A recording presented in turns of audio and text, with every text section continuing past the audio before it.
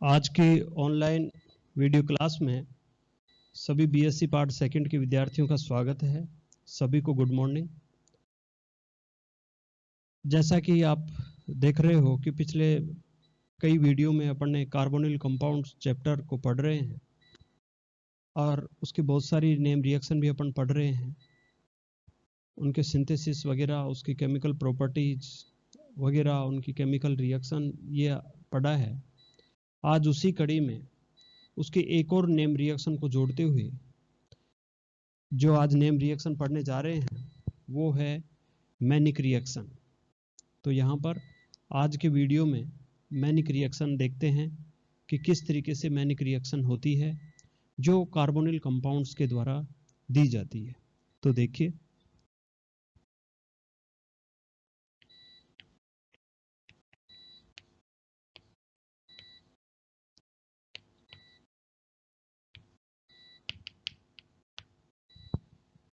Manic reaction जो होती है वो जनरली तीन जो रिएक्टेंट्स होते हैं उनके आपस में कंडेंस रिएक्शंस होती है और उस रिएक्शन के बाद में अपने को बीटा एमिनो कार्बोनिल कंपाउंड प्राप्त होते हैं।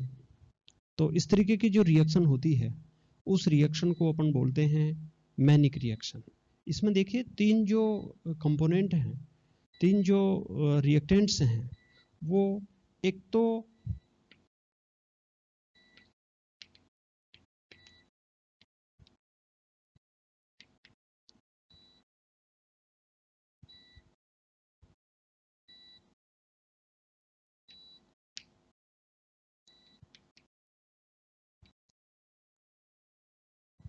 Active hydrogen containing carbonyl compound, ऐसे कार्बोनिल कंपाउंड जिनमें एक्टिव हाइड्रोजन एटम हो। जैसे नोवेल जेल रिएक्शन में पढ़ा था आपने एक्टिव मैथिलीन ग्रुप, और एक्टिव मैथिलीन ग्रुप वो था जिसमें कार्बन की दो फ्री वैलेंसी से इलेक्ट्रॉन विड्रॉइंग ग्रुप जुड़े हुए हैं। तो यहाँ पर भी इस तरीके का जो ग्रुप है उसमें क्या होगा कि जो हाइड्रोजन है, अल्फा हाइड्रोजन है, जो कार्बोनिल ग्रुप से जुड़े हुए कार्बन से जुड़ा हुआ हाइड्रोजन है, वो हाइड्रोजन एक्टिव होना चाहिए। और वो एक्टिव तब होगा जब उससे कोई इलेक्ट्रॉन विड्रॉइंग समूह जुड़ा हुआ रहेगा या कोई भी ऐसा प्रभाव होगा जिसके कारण से कार्बन पर इलेक्ट्रॉन डेंसिटी है वो कम होगी। जैसे यहाँ पर, जैसे ये CH, यहाँ CO और यहाँ पर ये कोई ग्रुप। तो जैसे ये कार्बोनिल कंपाउंड है और इस कार्बोनिल कंपाउंड में ये जो हाइड्रोजन है ये अल्फा हाइड्रोजन है, ठीक है। अब यहाँ पर ये अल्फा हाइड्रोजन एक्टिव कब होगा? जब इधर कोई इलेक्ट्रॉन विड्रॉइंग ग्रुप जुड़ा हुआ होगा या किसी का माइनस आई इफेक्ट लगेगा, तो उसके कारण से इस कार्बन पर इलेक्ट्रॉन की कमी होगी, और कमी होगी तो ये इस तरीके से इंडक्शन के द्वारा इस कार्बन से इलेक्ट्रॉन घनत्व को अपनी ओर आकर्षित करेगा, और जिसके कारण से ये जो हाइड्रोजन है वो एसिडिक नेचर का होगा। तो आप देख रहे हो कि इस तरीके के जो कार्बोनिल कंपाउंड्स होते हैं जिनमें एक्टिव हाइड्रोजन एटम प्रेजेंट होता है, या यूं कहें कि जिनमें एसिडिक हाइड्रोजन एटम प्रेजेंट होता है, और यदि उसमें अपन क्षार डालते हैं तो वो हाइड्रोजन है वो H+ के रूप में निकलने की उसकी टेंडेंसी होती है। तो ऐसे कार्बोनिल कंपाउंड को अपन active hydrogen containing carbonyl compounds कहते हैं। ओके, या यूं मान लीजिए जिनका इनोलेशन आसानी से हो सके या जिनका इनोलेट आयन बन सके, इस तरीके के कंपाउंड्स हैं उनका अपन वो जनरली मैनिक रिएक्शन के द्वारा ये रिएक्शन मैनिक रिएक्शन देते हैं। ओके, यहाँ पर एक कंपाउंड तो आपको बता ही दिया कैसा होना चाहिए, active hydrogen containing carbonyl compounds, ठीक है। दूसरा है, यहाँ पर अपन लेते हैं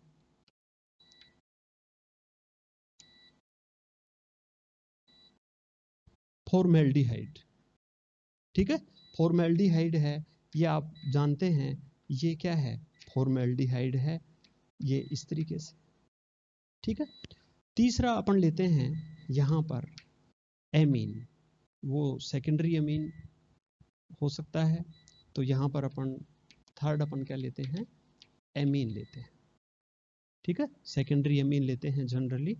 तो यहाँ पर जैसे एमीन ले लिया अपन ने, और यहाँ पर CH3 ये एमीन है और इनकी आपस में रिएक्शन होती है। तो यहाँ पर ये एक्टिव हाइड्रोजन, यहाँ पर ये ऑक्सीजन और यहाँ पर ये हाइड्रोजन, है ना। ये कैसे निकलते हैं ये तो अपन इसकी मैकेनिज्म में देखेंगे आगे किस तरीके से इसमें रिएक्शन होती है, परंतु आप जनरली उसको रिएक्शन के प्रोडक्ट लिखने के हिसाब से ये हाइड्रोजन H और H, तो यहाँ से H2O का एलिमिनेशन और यहाँ पर ये कंपाउंड बनेगा CO, यहाँ पर ये C, यहाँ पर ये क्या जुड़ जाएगा फिर CH2 और यहाँ पर ये क्या जुड़ जाएगा NCH3 बाकी का ये यहाँ पर कोई भी जो ग्रुप है वो जुड़ा हुआ है। तो इस तरीके से अपने को प्रोडक्ट प्राप्त होता है। इस प्रोडक्ट में आप देख रहे हो कि ये कार्बोनिल कंपाउंड्स है, यहाँ पर ये अल्फा कार्बन है और ये क्या है बीटा कार्बन है और इस बीटा पर क्या है एमिनो ग्रुप है, तो इसको अपन बोलते हैं बीटा एमिनो कार्बोनिल कंपाउंड। तो यहाँ पर ये जो प्रोडक्ट प्राप्त होता है वो क्या कहलाता है बीटा एमिनो कार्बोनिल कंपाउंड, और उसको ही अपन मैनिक बेस भी बोलते हैं, ठीक है। तो उसको अपन मैनिक बेस कहेंगे। तो यहाँ पर ये जो रिएक्शन होती है इस रिएक्शन को अपन बोलते हैं मैनिक रिएक्शन, ठीक है। तो आप लिख सकते हो कि जब एक्टिव, क्या लिखोगे आप, जब एक्टिव हाइड्रोजन वाले कार्बोनिल यौगिकों की अभिक्रिया फॉर्मेल्डिहाइड व द्वितीयक एमीन से करवाई जाती है तो बीटा एमिनो कार्बोनिल यौगिक प्राप्त होते हैं या मैनिक बेस प्राप्त होते हैं। इस अभिक्रिया को मैनिक रिएक्शन कहते हैं, ठीक है। तो ये इसकी क्या है डेफिनेशन है। इसके अंदर ये इस तरीके से क्या है, ये रिएक्टेंट हैं और ये रिएक्टेंट मिलकर के क्या बनाते हैं मैनिक बेस बनाते हैं, ठीक है। तो ये जो रिएक्शन है इस रिएक्शन के द्वारा अपन इस तरीके से अपन यहाँ पर मैनिक बेस बनाते हैं। अब यहाँ पर बात आती है कि active hydrogen containing carbonyl compound के वेल नोन एग्जाम्पल या जनरली जो अपन उनको काम में लेते हैं, तो वो देखिए यहाँ पर जैसे बीटा कीटो एस्टर या एसिटो एसिटिक एस्टर। तो यहाँ पर देखिए CH3, यहाँ पर C डबल बॉन्ड O, यहाँ CH2, यहाँ पर C double bond O, OC2H5, ठीक है। तो इसको ये तो एस्टर है, ये अल्फा और ये क्या है बीटा है, तो बीटा पर क्या है कीटो है, तो beta keto ester. Beta keto ester में देखिए वो ही एक्टिव हाइड्रोजन वाली बात, यहाँ पर ये एक इलेक्ट्रॉन विड्रॉइंग ग्रुप है, यहाँ पर भी ये एक इलेक्ट्रॉन विड्रॉइंग ग्रुप है। तो ये जो हाइड्रोजन है ये हाइड्रोजन एसिडिक नेचर के होंगे, ये हाइड्रोजन एक्टिव नेचर के होंगे। और जब इस तरीके के जो कार्बोनिल कंपाउंड्स हैं जिनमें एक्टिव हाइड्रोजन होते हैं वो भी मैनिक रिएक्शन दे सकते हैं।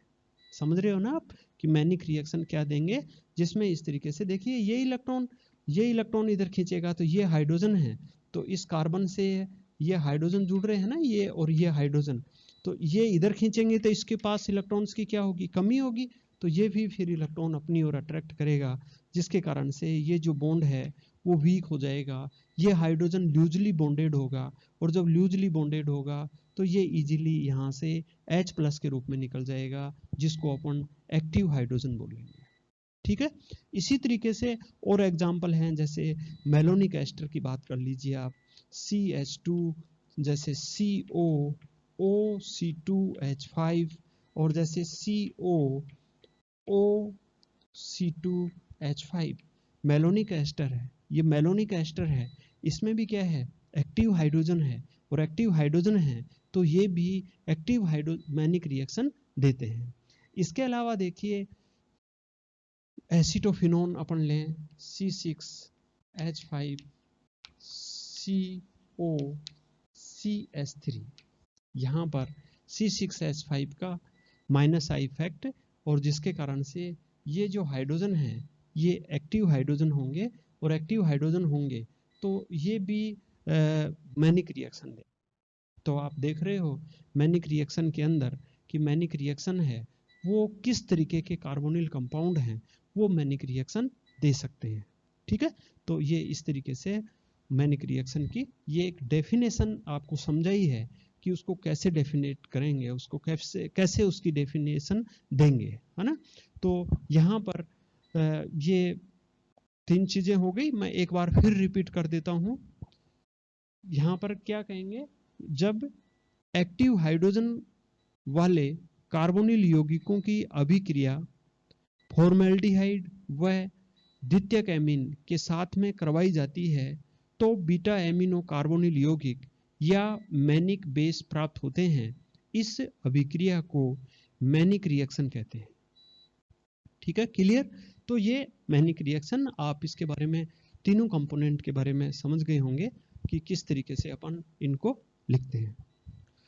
उसके बाद में देखिए, मैनिक जो रिएक्शन है उसकी आपने डेफिनेशन पढ़ ली है, उसके साथ ही अपन एक सिंपल रिएक्शन लिखते हैं। और सिंपल रिएक्शन लिखेंगे तो आप देखिए, जैसे एसिटोफिनोन का लिखें अपन C6H5COCH3 प्लस किसके साथ में, फॉर्मेल्डिहाइड के साथ में, और प्लस यहाँ पर HN, और यहाँ पर ये क्या है, सेकेंडरी एमीन है, इसके साथ में रिएक्शन करवाएंगे तो अपने को बनेगा C6H5COCH2CH2NCH3CH3।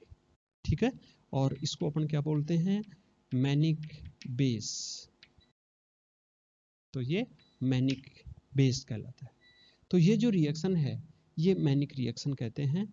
ठीक है, यहाँ पर ये जो है ये लवण की पोजीशन में होता है, यहाँ पर HCl इसके साथ जुड़ा हुआ रहता है, तो ये जनरली रिएक्शन है वो HCl की प्रेजेंस में होती है। तो ये इस तरीके से मैनिक रिएक्शन है। अब ये देखते हैं, जैसे अभी मैंने बताया है, यहाँ से हाइड्रोजन, यहाँ से ऑक्सीजन, यहाँ से हाइड्रोजन, तो वो एक इसको लिखने के लिए था।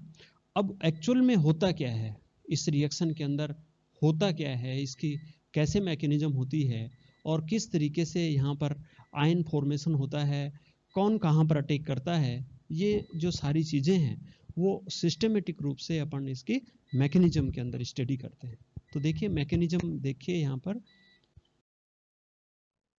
तो यहाँ पर सबसे पहले अपन देखते हैं मैकेनिज्म।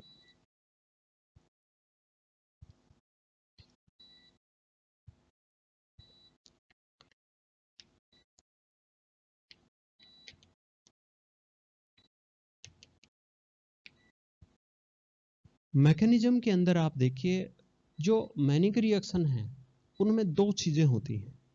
ठीक है, जो फर्स्ट है वो तो क्या है कि इसके अंदर जैसे 3 चीजें ली हैं अपन ने, फॉर्मेल्डिहाइड, सेकेंडरी एमीन और active hydrogen containing carbonyl compound.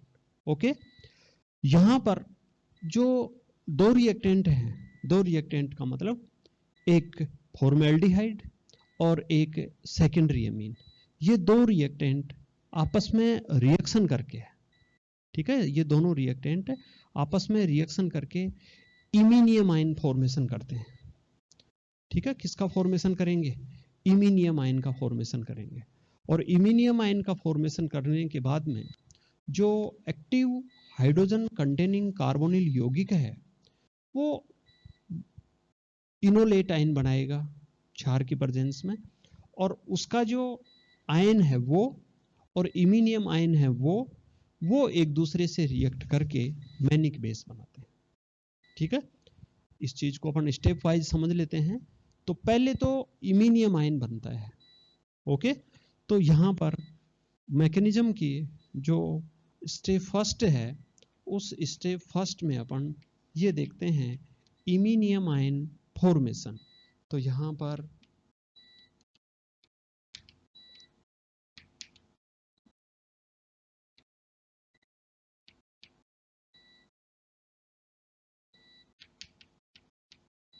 Iminium ion formation, iminium ion formation में आप यूं देखिए, जैसे NH,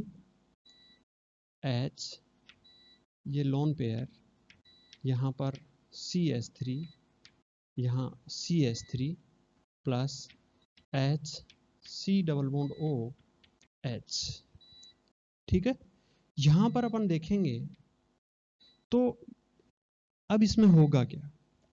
इसके अंदर देखिए, ये तो कार्बोनिल कंपाउंड है, आप जानते हो फॉर्मल्डिहाइड, ये क्षार है, ठीक है, और लुईस क्षार हैं, वो न्यूक्लियोफाइल होते हैं। तो ये नाइट्रोजन के ऊपर एकांकी इलेक्ट्रॉन युग्म है, और एकांकी इलेक्ट्रॉन युग्म होने के कारण से ये एज ए न्यूक्लियोफाइल्स की तरह बिहेव करता है। तो ये कहाँ पर अटैक करेगा, इस कार्बन पर, क्योंकि ये न्यूक्लियोफाइल है ना, इलेक्ट्रॉन है, तो कहाँ पर अटैक करेगा, जहाँ पर इलेक्ट्रॉन नहीं है वहाँ पर।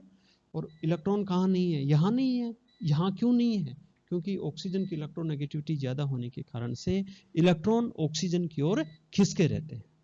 ओके, तो यहाँ पर ये जब रिएक्शन होगी तो आप देखिए CH3 CH3, यहाँ H और ये नाइट्रोजन जुड़ रहा है C से, O माइनस H। अब यहाँ पर नाइट्रोजन ने एकांकी इलेक्ट्रॉन युग्म दिए हैं, तो यहाँ पर आ गया पॉजिटिव चार्ज, ऑक्सीजन के ऊपर आ गया नेगेटिव चार्ज। उसके बाद में यहाँ पर देखिए, ये जो हाइड्रोजन है, इस बॉन्ड के इलेक्ट्रॉन यहाँ चले जाएं। नाइट्रोजन पॉजिटिव चार्ज है, इलेक्ट्रोनेगेटिविटी ज़्यादा है, तो इसकी टेंडेंसी होती है अपना पॉजिटिव चार्ज खत्म करने की, तो ये इस हाइड्रोजन के इलेक्ट्रॉन लेगा। तो ये H है वो किस रूप में निकलेगा, प्लस के रूप में। तो ये प्लस है वो यहीं इंटरन्यूक्लियर इंट्रामोलिकुलर ये रूप से ये यहाँ पर ऐड हो जाता है। तो ये H यहाँ पर ये भी देखिए, यदि ये H प्लस के रूप में निकलता है तो इसका पॉजिटिव चार्ज खत्म, और यदि ये यहाँ जुड़ जाता है तो इसका नेगेटिव चार्ज खत्म। तो यहाँ पर ये इसका देखें अपन CH3 N CH3 CH H और यहाँ पर ये OH, और इसके ऊपर वापस के आगे लोन पेयर। ठीक है, यहाँ पर आप देखेंगे कि ये लोन पेयर इस तरीके से, यहाँ पर ये OH लिविंग ग्रुप के रूप में हटता है यहाँ से, तो यहाँ पर CH3 CH3 यहाँ डबल बॉन्ड, और यहाँ पर ये CH2, यहाँ पर ये नाइट्रोजन, और नाइट्रोजन ने इलेक्ट्रॉन दिए हैं तो यहाँ पर क्या आ गया, पॉजिटिव चार्ज। ठीक है, ये जो है ये आयन है, ये क्या करता है, रेजोनेंस करता है, और रेजोनेंस करने के कारण से ही ये स्टेबल है, और इसी कारण से ये OH आयन है, ये यहाँ से एलिमिनेट हो जाता है। यहाँ पर रेजोनेंस करेगा तो आप देखिए N, और यहाँ पर ये CH3, इस बॉन्ड के इलेक्ट्रॉन वापस इधर, तो यहाँ पर ये लोन पेयर, और यहाँ पर ये CH2 प्लस। ठीक है, तो यहाँ पर आप देख रहे हो कि इस कार्बन के ऊपर पॉजिटिव चार्ज है, और यहाँ पर इस नाइट्रोजन के ऊपर पॉजिटिव चार्ज है। ये जो आयन बनता है, इस आयन को अपन बोलते हैं इमीनियम आयन। ओके, तो यहाँ पर आप देख रहे हो कि सेकेंडरी एमीन और फॉर्मेल्डिहाइड आपस में रिएक्शन करके इमीनियम आयन बनाते हैं, और ये इमीनियम आयन रेजोनेंस के द्वारा स्टेबल हो जाता है।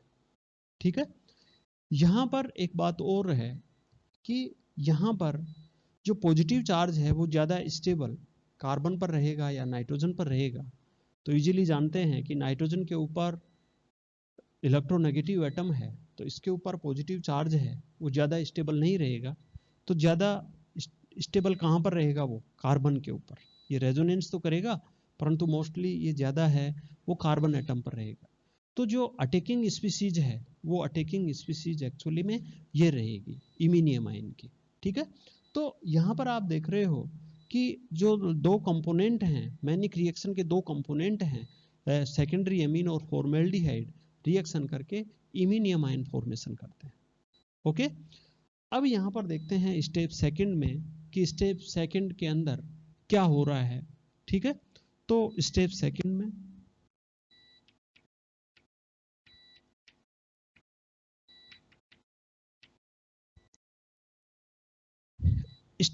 में आप देख रहे हैं कि यहाँ पर अपन ने जो कार्बोनिल कंपाउंड लिया है उसके अपन ने खूब अधिक चर्चा कर ली है, एग्जाम्पल के द्वारा भी उसको समझ लिया है कि उसमें सक्रिय हाइड्रोजन एटम होते हैं और सक्रिय हाइड्रोजन एटम हैं वो एसिडिक नेचर के होते हैं, और जैसे ही उसके अंदर अपन क्षार डालते हैं तो वो एसिडिक हाइड्रोजन H+ के रूप में निकल जाते हैं, और जो रिमेनिंग पार्ट है वो एक नेगेटिव स्पीशीज होता है, और यदि नेगेटिव चार्ज कार्बन के ऊपर हो जाता है, रह जाता है, तो उसको अपन कार्बेनाइन कहते हैं।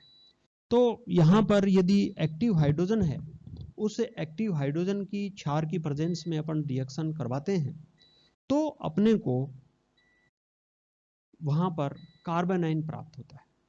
ठीक है, तो यहां पर आप देखिए एक्टिव C6H5CO और यहां पर CH2 हाइड्रोजन, और ये यहां पर क्षार, तो यहां से क्या निकलेगा H2O, तो यहां पर C6H5CO और ये CH2, ये है ना किस रूप में निकलेगा, प्लस के रूप में, तो यहां पर क्या आ रहा है नेगेटिव।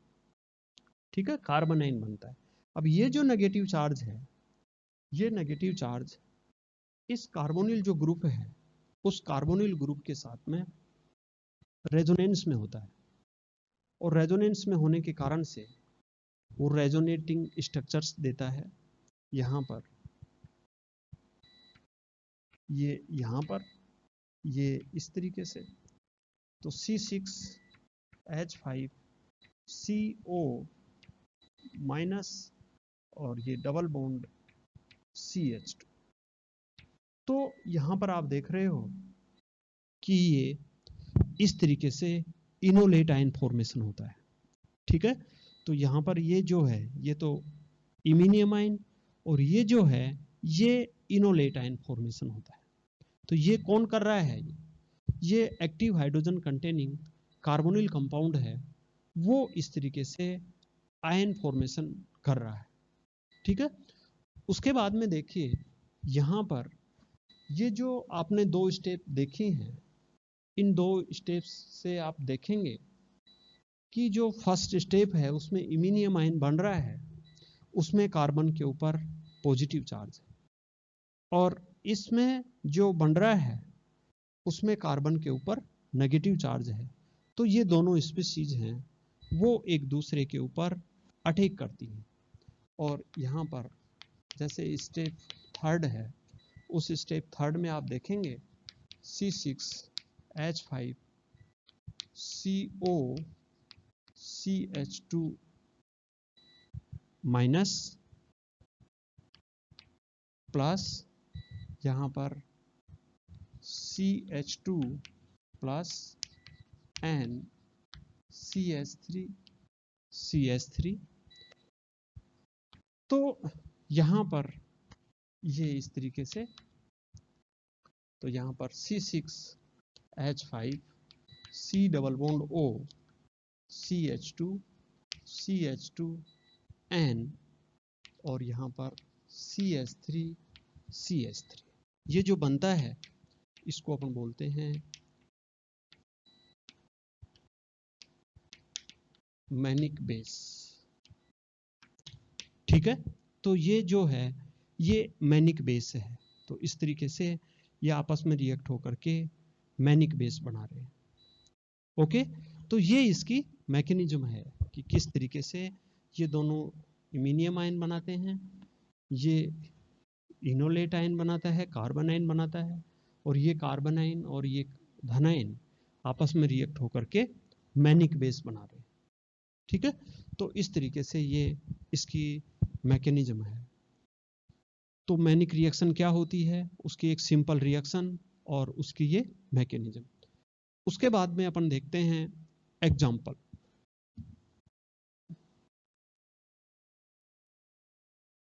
एग्जाम्पल में देखिए यदि अपन एसिटो एसिटिक एस्टर ले रहे हैं तो जैसे C6H5 COCH3 plus HCHO plus HNCH3CH3, तो यहाँ पर जो प्रोडक्ट बनेगा वो क्या होगा, C6H5 COCH2 CH2N CH3CH3। ठीक है, ये तो अपन ने इस मैकेनिज्म से देखा ही है। दूसरा, यदि अपन इसकी जगह एसिटो एसिटिक एस्टर ले लें, CH3 CO CH2 CO OC2H5 plus formaldehyde plus secondary amine, तो यहाँ पर जो बनेगा CH3 CO CH, और यहाँ पर ये जो CH है तो उसी के साथ क्या जुड़ेगा, यहाँ पर CH और ये CO OC2H5 ये तो है ही है, इसके साथ में जुड़ जाएगा CH2N CH3CH3। यहाँ पर ये है ना CH2 एक्टिव हाइड्रोजन, तो एक्टिव हाइड्रोजन होगा तो ये क्या बनाएगा, कार्बन आइन, और ये कार्बन आइन बनेगा तो फिर इमिनियम आइन ये जुड़ेगा इससे, तो ये जो CH है इससे क्या जुड़ जाएगा, CH2N CH3CH3, तो ये CH के साथ में CH2N CH3CH3। ठीक है, तो ये एसिटो एसिटिक एस्टर में इस तरीके से यहाँ पर सेकेंडरी एमीन है, ये जो बीटा एमिनो कार्बोनिल यौगिक है वो अपने को इस तरीके से प्राप्त होता है। तो ये इसके कुछ एग्जाम्पल हैं, ये इसकी मैकेनिज्म है। ठीक है, ये इसके आपने इसके जो बेसिक कॉन्सेप्ट हैं ये आपने समझ ही लिए हैं, तो इस तरीके से आप ये इसको समझ सकते हैं। Thank you.